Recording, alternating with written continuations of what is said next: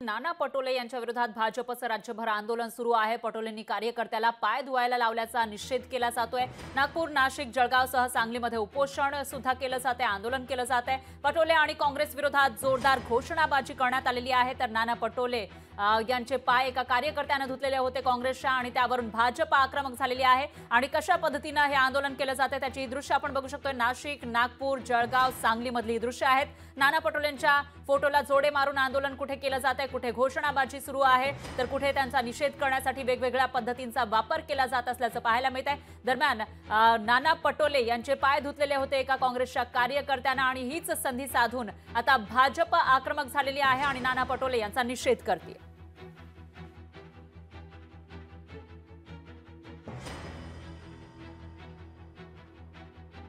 नाना पटोले इतक्या खालच्या लेवलला गेले आहेत की शेतकऱ्याकडनं पाय धुवायला लावतात आहे।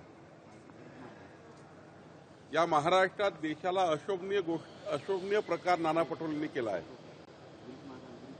आणि गुलामगिरीमध्ये जसा देश होता, इंग्रजाच्या काळात देश होता, पुन्हा हा इंग्रजाचा काळ काँग्रेसने आणलेला आहे। इंग्रजाच्या काळातली जी काही मानसिकता होती ती नाना पटोलेंनी स्वीकारलेली आहे। नाना पटोलेचा मी निषेध करतो।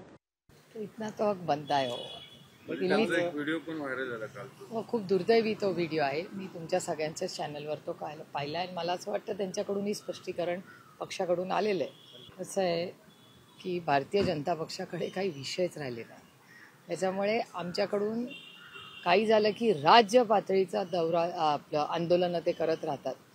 त्याच्यामुळे सत्तेत असलेल्या पक्षाकडे मूळ मुद्दे, नीटची परीक्षा, महागाई, बेरोजगारी, भ्रष्टाचार या विषयांवर पडदा टाकायचा, याच्यासाठी हे भारतीय जनता पक्षाचे अतिशय केविलवाणी प्रयत्न आहेत।